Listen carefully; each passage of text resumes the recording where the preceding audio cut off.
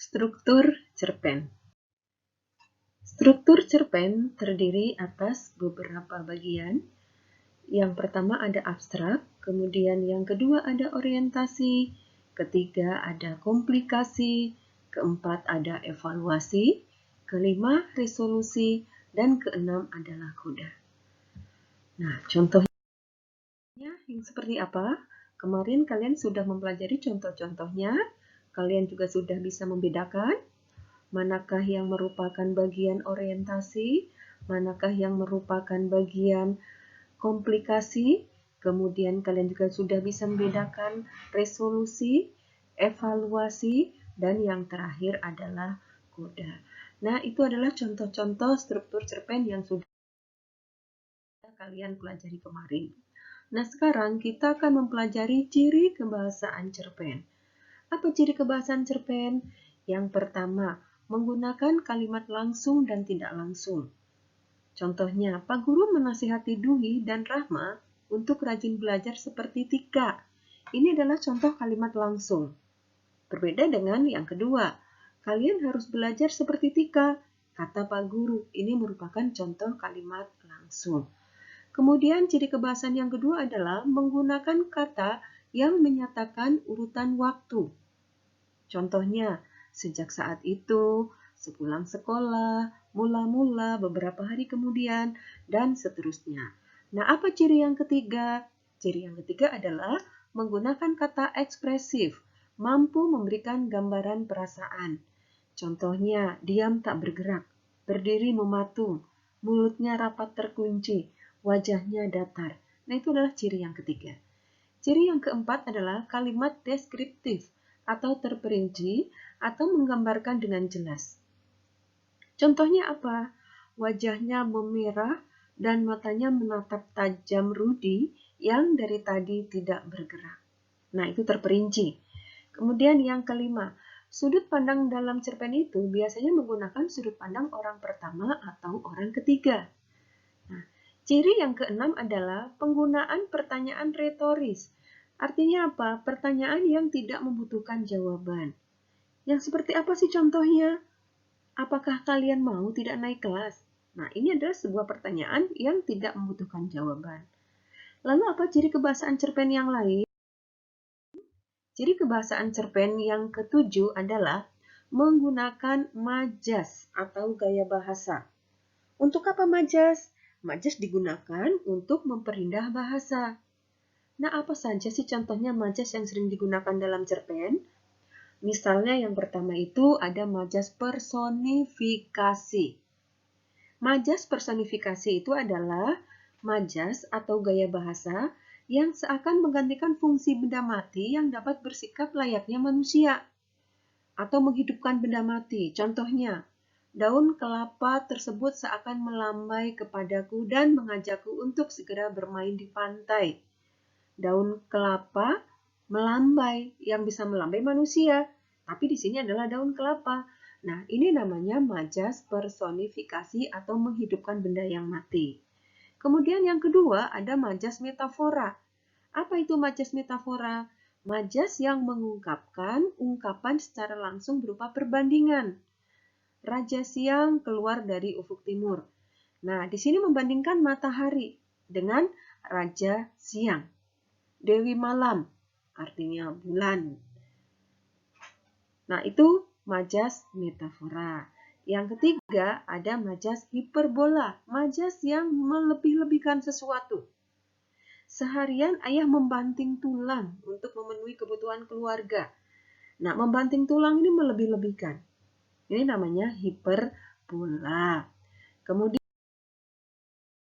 berikutnya majas yang keempat adalah litotes. Majas yang digunakan untuk merendahkan diri atau rendah hati. Contohnya, terimalah hadiah ulang tahun yang tidak seberapa ini. Nah, itu merendahkan diri. Kemudian yang kelima ada majas ironi. Ironi ini adalah majas sindiran, halus. Contohnya, suaramu merdu saat menyanyi. Akan tetapi jauh lebih bagus jika tidak menyanyi. Nah, ini untuk menyindir secara halus. Itu namanya ironi. Yang keenam ada metonemia. Metonemia ini adalah menyandingkan merek dengan istilah sesuatu untuk merujuk pada benda umum. Contohnya, ayah membeli jarum super di warung sebelah. Jadi tidak disebutkan rokoknya, tapi langsung jarum super. Nah, ini adalah metonemia, menyebutkan mereknya secara langsung. Kemudian yang ketujuh itu adalah eufemisme. Apa itu majas eufemisme? Yaitu majas untuk menghaluskan kata. Contohnya, dia itu seorang tunarungu. Tunarungu ini lebih halus dibandingkan dengan kata tuli misalnya. Itu eufemisme. Nah, sekarang yang ke-8. Paradoks. Apa itu majas paradoks? Paradoks ini adalah majas yang isinya bertentangan dengan yang seharusnya terjadi. Di tubuh tuanya terdapat semangat muda yang membara. Tua dengan muda ini bertentangan. Ya, itu adalah paradoks. Yang ke-9 ada asosiasi. Asosiasi ini adalah membandingkan dua objek yang berbeda namun dianggap sama dengan memberikan kata sambung bagaikan, bak, seperti. Contohnya apa? Kakak beradik itu bagaikan pinang dibelah dua. Bagaikan. Nah, itu asosiasi seperti. Ini membandingkan dua objek yang berbeda. Berbeda dengan yang ke-10 yaitu simil. Simil ini hampir sama dengan asosiasi yang menggunakan kata hubung itu baik, bukan baik tapi bak, bagaikan, seperti, laksana, umpama. Hanya saja simil ini bukan membandingkan dua objek yang berbeda, melainkan menyandingkan sebuah kegiatan dengan ungkapan. Contohnya apa?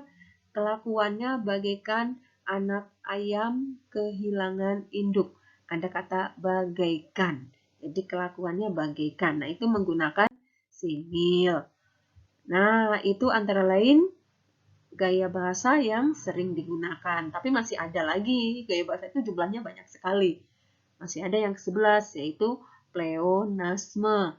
Yaitu majas yang menggunakan kata-kata yang bermakna sama sehingga terkesan tidak efektif, namun memang sengaja untuk menegaskan sesuatu hal. Contohnya, ia masuk ke dalam ruangan tersebut dengan wajah sumringah. Ia masuk ke dalam. Di mana-mana masuk itu ke dalam, nggak ada masuk itu keluar ya. Jadi itu namanya pleonasme. Yang ke-12 ada juga majas repetisi. Repetisi ini adalah majas yang mengulang kata-kata di dalam kalimat. Jadi ada yang diulang-ulang. Contohnya, dia pelakunya, dia pencurinya, dia yang mengambil kalungku. Nah, di sini ada kata dia. Nah, ini mengulang-mengulang, itu namanya menggunakan repetisi. Yang ke-13 ini adalah retorika. Apa itu retorika? Memberikan penegasan dalam bentuk kalimat tanya yang tidak perlu dijawab. Jadi tidak butuh jawaban. Contohnya, kapan pernah terjadi harga barang kebutuhan pokok itu turun pada saat menjelang hari raya? Nah, ini tidak membutuhkan jawaban. Nah, itulah ciri kebahasaan pada teks cerpen. Nah, sekarang kita akan coba lihat. Misalnya, daun kelapa tersebut seakan melambai kepadaku. Majas apa? Oke, ini adalah majas personifikasi.